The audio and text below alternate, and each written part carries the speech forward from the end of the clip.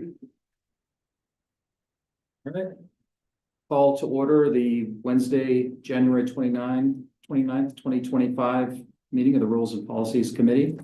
In attendance are Councilors Doherty, Cushing, and Fellows. You have the opportunity for public comment. Don't see any of the public here, so we'll close that out. Item 4 is approval of the minutes from the July 24th, 2024 meeting of the committee. So moved. You'll have to second. I was Okay. Okay. Second, I was not here, but I have reviewed I have reviewed the minutes. Okay. If you've reviewed the minutes, you can participate, but I'll leave it. No, I haven't. Okay, so second, all in favor? All right, it's unanimous. Those are approved. No basis of knowing if they were correct or not. Based on my understanding of the facts and what came out of that meeting, they appear to be accurate to me. Item number 5, the first item for discussion and consideration is the future of non-active committees. This came up actually at the Appointments and Negotiations Committee meeting a few weeks ago. The fact that we have a number of boards, small number of boards and committees that have been sort of dormant due to lack of membership. We have the ADA Advisory Board, the Historic Preservation Implementation Committee, and the Seniors Program Advisory Board. So we thought it'd be appropriate to discuss sort of how to handle that going forward. Did staff want to give? So after staff deliberation in consulting with the town attorney, we're gonna leave ADA Advisory Board and promote that board. I'll have Allison do some promoting in newsletters and things like that to try and get members. There's only one member right now. So we want to try and get a full board there. Historic Preservation Implementation Committee has not met in an extended period of time and also does not have a full board. And there's been no applications in the past 2 years for that board. And then Senior Programs Advisory Board, that's another board that has vacancies with no applicants for an extended period of time, and they also don't meet. When Todd Souza, the Community Services Director, was working here, there was conversations with him and staff and some of the seniors who attend the programs over at the hub. He got a lot of feedback from them, and there wasn't really what he interpreted. There weren't a lot of people who wanted to commit to a committee, meet on a regular basis, things like that, but they were providing feedback to staff at the hub anyways. So the idea for this one was to have one of the members on the Community Service Advisory Board marked as a position for a resident that's a senior, which there are some seniors on that board who could fill that spot. So that was kind of the rationale behind that one. Anything to add, Liam? No, I think of all the committees, the one that's had the most discussion over the last few years has been the Senior Advisory Board. And again, I think there's been a lot of effort to try to populate that board with people. There just doesn't seem to be interest with the seniors who otherwise participate in community services programming.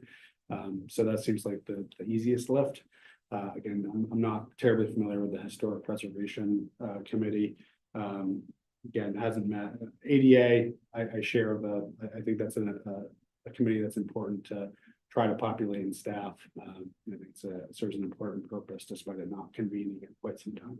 One thing I should have mentioned, actually, for historic preservation, there has been changes made within the town for different departments that have had or could possibly have impact. And the town is consulted with the Historical Society. So another informal kind of advisory body that we've sought some guidance for. So this action item is really just a start of a discussion, see what the committee members think, what additional information you'd like for staff to work to bring back to you for further consideration at the later meeting. So community center seems to be getting the input that they need, at least. And we have a historical society to consult as needed, and they're pretty active. Is that correct? Mm-hmm. And last one was ADA. ADA, yep. And it seems to me that at least for a while, the federal government, and state government that have plenty to say. about ADA, so I would say that particular group is amply represented in the codes and laws of this country. So my take on it would be to recommend to the council that we abolish those, let them sunset, whatever the correct term is.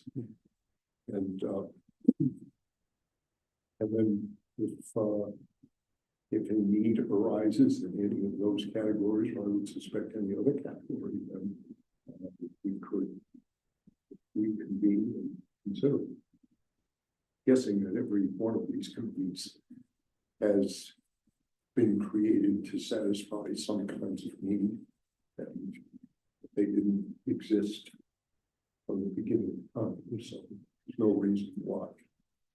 If we get rid of these three for lack of participation or need, that we can't rejuvenate them if something changes.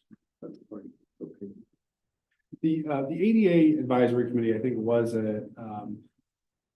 something that came out of some sort of resolution to a complaint, going back well over 20 years at this point. So how about if the committee is agreeable, I can bring some additional information as to the origin of that committee and see if there's still an ongoing obligation to maintain it, or if in fact the need's been satisfied and we can put this in sort of So what happens when somebody complains to the town that a town building is not accessible? I think that's the major thing. Or another example, I suppose, would be, you know, whether or not our meetings were accessible to handicapped people by various types of communication and so forth. So what happens when somebody complained and said, hey, you're not living up to the standard, which I assume would be a state or federal regulation? it would be depending on where the complaint comes from, whether it's a municipal facility or other, you know. I think this started with a concern on the beach accessibility. I think that's the origin of the concern. You know, someone under Tom's purview, likely myself, would have to evaluate that complaint and determine whether there was a violation that occurred and what the remedy would be. So in which case you would look at it, you would say, yeah, we could do a better job making the beaches accessible. I see in Pine Point, we have a railway down onto the beach with a 2.5 foot drop off at the end of it by the end of the summer, which makes Accessibility a challenge. yeah, at least one way. It's easy going down. So in 302A for the boards, committee and boards manual, it talks about the duties and powers of ADA, for staff training. For self-evaluation, the committees can serve as a resource for ADA compliance, and program awareness in order to promote ADA awareness to general public. And it, you know, lists additional things up there. Well, you know, what informs me is being CEO of a large healthcare organization where from almost before a lot of these ADA rules were put in, and in my experience, you know, if we had a complaint, it was incumbent on management to listen to the patient, look at the standard, understand, try to figure out whether it was reasonable. And we evaluated it from two standpoints. One, are we violating the law, in which case we fix it. And the second is, particularly in that type of organization, it's a patient relations issue, and things that you do in that regard are demonstrative of, you know, how much you care about the people you're taking care of. But typically, those things would roll up. And in bigger healthcare organizations, sometimes they have a ombudsman or something, but that's essentially the process. So my opinion is that it's a layer which, given the competence of our management and the familiarity with all of these types of things, it strikes me as being an extra layer unnecessary. That's just me. I guess my feeling on, I mean, I generally agree with staff that I think it's appropriate to get a little bit more background on some of the legal history behind the creation of that, of the ADA board. And just in general, and this applies to the other items as well, I guess I don't necessarily see a cost of maintaining committees in existence on paper, even if they don't happen to have members currently.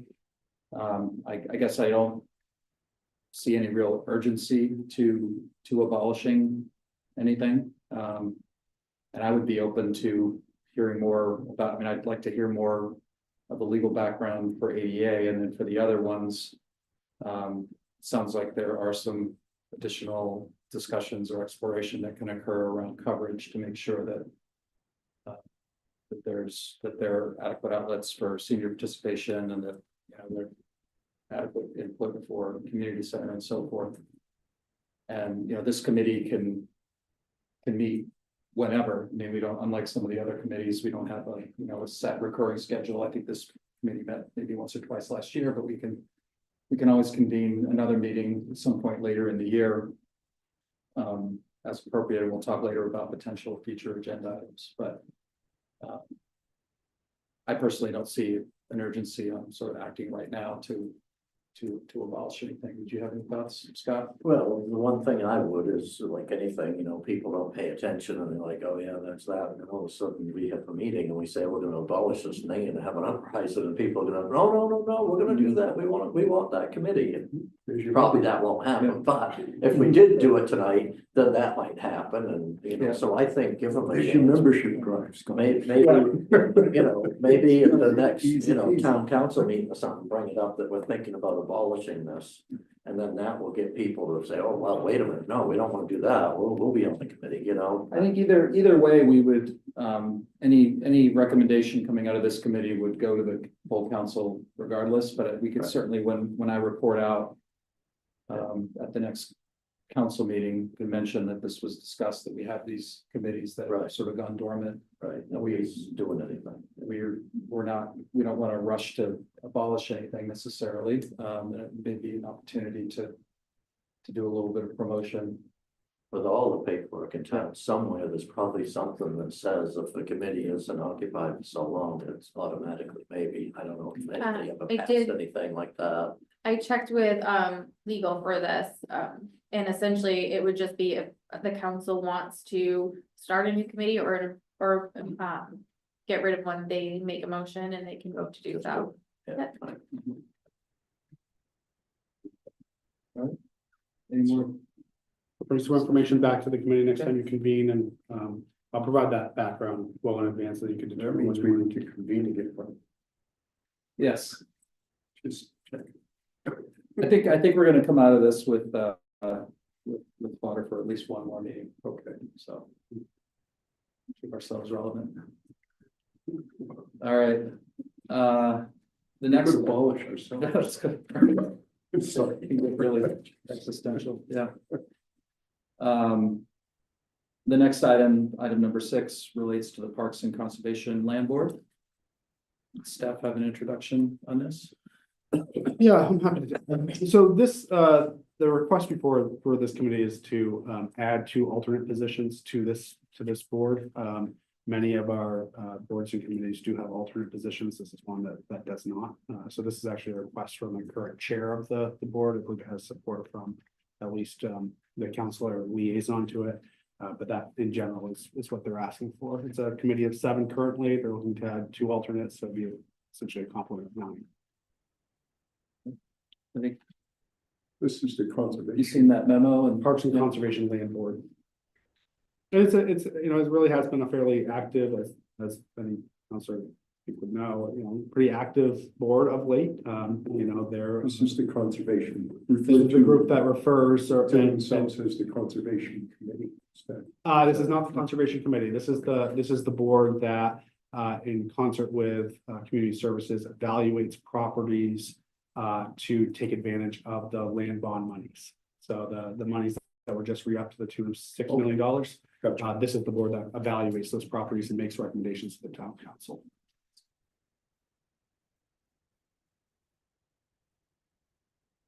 Scott, do you have any thoughts on this? I Yeah, don't have the objection. I think this would be fine, but Yeah. change it from 7 to 9. And why is that? No, I mean, just they, I think with any, I mean, I think the idea behind any committee is generally these alternates do kind of move up into the full voting members when vacancies occur. I think Right. that this is probably a board and that just has to some fill in, longstanding if people members. can't It's make kind of a it, feeder they have system. more people Yeah. to, Yep. to fill in, yeah. Yep, and when they lack a quorum, again, it just provides more perspectives, and this is really again, they're making recommendations to the council, ultimately it's the council's decision if they want to utilize those funds, but I think having a fully staffed committee to evaluate these properties is important. Yeah, sure, yeah. Yeah, I'm in full agreement with that as well. I don't know if we need a formal formal motion, so Motion to add 2 alternates to recommend adding 2 alternates to the Parks and Conservation. Land board, I think and too, they're also moving, yeah, it also moved to change their meeting frequency from at quarterly least to quarterly to bi-monthly. bi-monthly. I'll accept that as a friendly.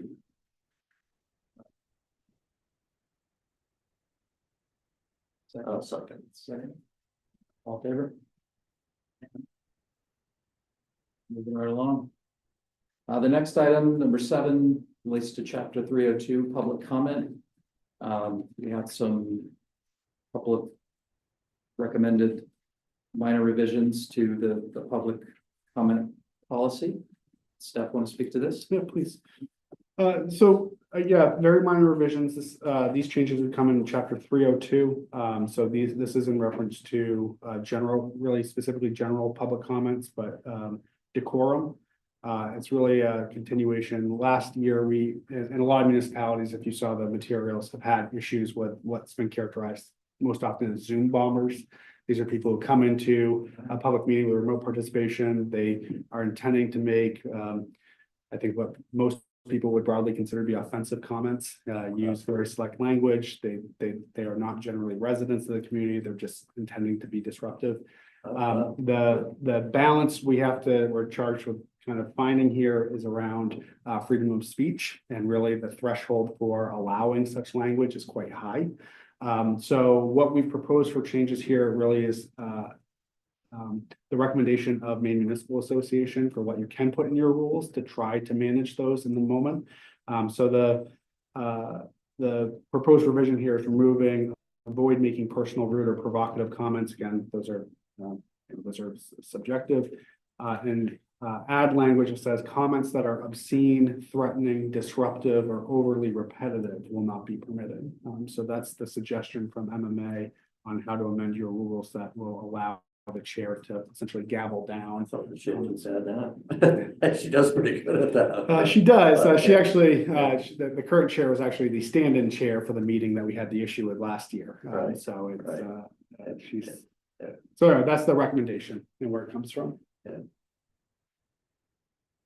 The only thing that I find interesting about that language is that would give her or whoever the latitude within the 3-minute time frame to shut somebody off when they start repeating themselves, which frankly I would welcome. Because my personal feeling is particularly on nights when we have a controversial issue that pushing people towards the discipline of a minute and a half. You can say a lot of things in a carefully thought out thing in a minute and a half.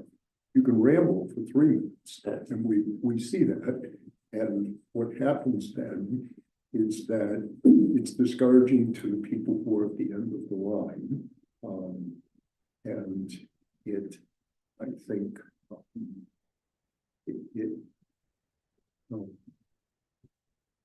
and it's also, I think, causes the meetings to go on. And we have a very generous public comment piece.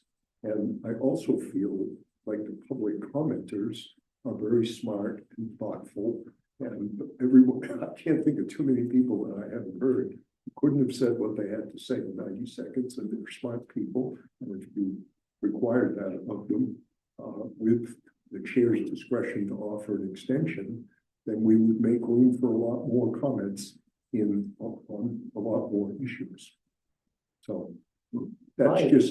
I'm just expressing that opinion. I Yeah. have zero hope Right, that anybody is gonna do anything with it, but right, I right. just would like to put the marker out there. My look on that is, you know, getting up and speaking in public is very, people get very nervous. And the way you regroup is you repeat what you said, you know? I mean, I do. I have to, I lose a train of thought and I have to go back over it again. And I think 3 minutes sometimes isn't enough for the public. I think they should have more time. And I admit, it's terrible for us to listen, but I mean, you really need input. And they're here, and I hear complaints on that, but there's not enough time, you know? I mean, me, a lot of times when I say stuff, I'm just directing the point. I don't need 3 minutes. So just say it and that's it. I'm done, you know? But I think rambling on, you just gotta put up with it for 3 minutes. Now, the offensive stuff, you know, and I admit that there's times that maybe I would be offensive at a meeting and not say some nasty things should be spoken to, you know, and I don't think you should. And when they come online and they're flattening it out, we should be able to click the button and shut them off. Yeah, you know? yeah, and I think that the challenge, again, trying to balance the freedom of speech component Right, is that. right. yeah, It's They're tough. pretty consistent saying you can't shut down even speech that most may characterize as hate speech. Right. Still, so I think Right. the best guidance that we have is to call that that type of contribution in a public forum, call it disruptive, Right. and say that we don't Right. allow disruptive language to the proceeding. Right. And so Right. Yeah, I it's was just gonna say that one of the things that comes through in that MMA guidance is the emphasis on disruptive as Right. opposed to offensive. Right, And obviously, there can be a lot of overlap between those two things. But I think, you know, from what I've seen, what can really be difficult is when you do, particularly when you have a crowd right, and people are riling each other up and or interrupting. Those are things that can be disruptive. And, you know, as we know, it doesn't always have to be verbal. And so again, a lot of that does come back to the chair. Yeah. And us, you know, as appropriate, Well, yeah, directing any of our concerns through the chair, and Yeah. she has that leeway to. we have to have broad shoulders, because, you know, everything we do, a lot of people ain't gonna agree, not everybody's gonna agree, no matter what you say, you're gonna have another side that's not gonna be happy. Yeah. And, you know, they're gonna say some nasty things probably to you, but you gotta just let it roll off. But again, if they're right up and very, I thought that was already a thing. I figured the chairman could just, you know, say no, you know, that's, no, you gotta sit down, or something. But, I think the proposed language will put the chair in a better position to manage the meeting real time. And I think it also removes some language that is likely not enforceable or actionable and would potentially raise a challenge, you know, Right. having language that says disrespectful or provocative, rude, you know, again, all subjective, not well, the only thing enforceable. with that is what do you consider that? You know, if somebody said, I don't agree with you, you're wrong, and she says, that's objectionable, you're out. You know, I mean, whereas now you're in a gray area, you know, calling her nasty names, foul language, then you're over that You boundary. know, back in You the know. day, Scott, the standard around pornography was that you know it when you saw it. I mean, that was the, you know, that was sort of a long-standing quote, and so, Yeah, you know, you can, most reasonable people can make a judgment as to what falls in the category of disruptive and what doesn't, but I think I always enjoy your point of view, what is persuasive, and on balance, I sort of agree with you. And so I think that's what they recommend. Yeah. My opinion would be put it in there and hope that April continues to do the excellent job that she's doing, and that we are fortunate with future chairs. With that, I would move to I recommend approval of the proposed revisions to chapter 302, section 202.3 on decorum, Yeah. as outlined in the memorandum. Second. Second, any further discussion? I don't know if I do want to, I just think that the way it is fine. I'm just worried about, the freedom of speech, I mean, you have to sacrifice to have these freedoms, I mean, they say, the old saying was, you have to sacrifice that to have the freedoms you have, you have to sacrifice to have the freedom to bear arms. You're gonna have some psycho go kill somebody. But you can't punish everybody for that person, so you can't punish everybody for one person that might be rude. I think right now, if the chairman said, whether she has the authority or not, but I would think everybody would think she has the authority to say, no, not speak like that here. I would be fine with foul language if they don't stop. She has one warning or something, and if they don't stop, then you can call the cops, remove them, because that's what it may take. Yeah, I think the intention of this revised language is actually intending to put, again, enforceable expectations Right. on it. Right now, the language actually says avoid making personal, rude, or provocative comments. I think that's a difficult standard to enforce and likely would be challenged.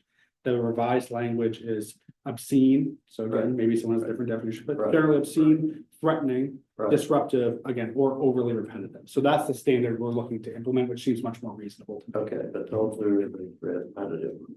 So- Overly So repetitive. Scott, I think you could You got your 3 minutes? motion to just strike the language from the current one, because that's what happened. Yeah. Was we got Zoom bombed by someone who managed to violate every single one of those standards, or at least Right, get in that category. right, And I believe it was the first time it happened, I think Nick shut him down. And I was right there in your camp because I didn't understand what a Zoom bomb was. yeah, But then it happened again with April, and then we put in that language. So I think that we would be better off if I'm hearing what you're saying, to strike any language and just rely on the wisdom of the chair and trust that discretion, as opposed to putting in this language, which is sort of that language light. I guess that's what I'm saying. right, yeah. And It's I just honestly, it doesn't matter to me. the repetitive thing, like you said, you've got your 3 minutes up there, you go up there and stand there and say nothing. You have your 3 minutes. I think it's always helpful to It have would be some, rude, I think it's always helpful to have some expectation right, for a proceeding, and some guideline. Again, as there may be some subjectivity to it, but have some guideline for the public to understand what the expectations are. And Right, so, right. if the overly repetitive is the piece that you find perhaps problematic, Right.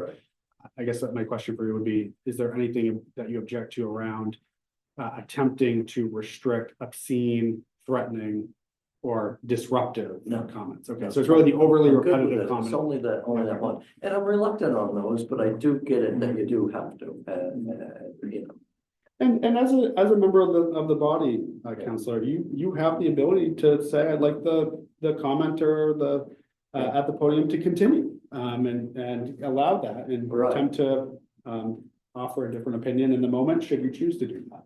you could, but you wouldn't have to get a vote to do that. Well, you could request the chair allow them to Right. continue Yeah. their public comment. Yeah, Whether she they was allow really to- offended. So this people say, So no, would to me. would the chair accept a friendly amendment, Right, strike the repetitive part and just leave it with the big three? I would be okay with that. I think the chair already asks speakers to try to avoid being overly repetitive. and if she wants to bring that up, And that's and fine. that's fine, but I would be okay with that. I do think, I agree with staff that it's, again, having reviewed the MMA guidance and other guidance, I think it is important to have some uniformity and something that's consistent and enforceable. But I'm fine with striking the repetitive part. Right. get consensus on that. We're happy to make those amendments and bring those forward to council for consideration. Okay. So, with that amendment, all in favor? All right, thank you. All right, so that is it for our action items for this meeting. Any thoughts on future agenda items for future meetings? I mean, we've already agreed we're going to revisit the inactive committees. Yeah. And I didn't think maybe somebody will have to bring it up and then say, yeah, sure. we Sure, can be things- on that. But Things have a way the of, problem, yeah, but things have a way of coming up and. yeah, Um, I think that I was chair of this committee last time, is that correct? I think Councilor Hamel was chair last Oh, term, okay, yes, because he also opined or commented a lot that this is a committee that never met. I think he quickly filled his docket for multiple meetings. But it did not meet. Met one time, I think that meeting in July, the minutes. he was chair for the meeting last July, when those were the minutes we approved. But you were very likely on the committee. Very likely was not there.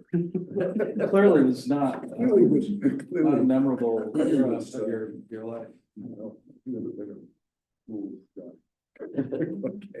So I guess my suggestion in terms of a next, again, we can do some research and provide some additional information offline between meetings, but Sure. again, there may be an opportunity to reconvene. I think the other issues that are outstanding aren't pressing, so Yeah. perhaps sometime later on this spring. Yeah, there were a couple things that came up just in conversation during goal setting and things like that. We can communicate offline, as you said, and right. I think there's Yeah, gonna be a whenever big we rush want to. to, yeah, I don't think we need to make a time now, Yeah. just make a time, when you think it's right. I think you should text me just before the meeting. Yeah, and then, I'll write I right told them to call you, because if it was me, Yeah, I just yeah. forgot. I And we looked at, can- I looked at the calendar honestly, and I don't have a personal calendar, which I thought I put it in. But I looked at the town calendar this morning, and I saw rules and policy on there, and I said, well, that doesn't apply to me. Yeah, I was following your lead, the example you set with the council corner, where you said, I do not plan to. It's a- Remind Yes, you. well, and frankly, I think that's absolutely right. No, but we'll, Totally on me. yeah, we'll try to, yeah, presumably for the next one, we won't have, snow squalls. Yeah, right, yeah, yeah. So, okay. I will say that 4 in the afternoon is difficult for me if it's during long string time, it'd be Okay. close. I can Well, probably we can- get there, I can squeeze it in. 4 is better than 2 or 3. I'm sure we can come up with something that But that 4 works for, About a couple of stern. for people's work schedules. Yeah, yeah. And staff. We can Yeah. do this, we can do this while we all try. Right, yeah, yeah, yeah. We'll meet on the boat. With that, I'll move to adjourn. Second. Okay. Thank you. Yep. Okay. Unnecessary gavel start, but.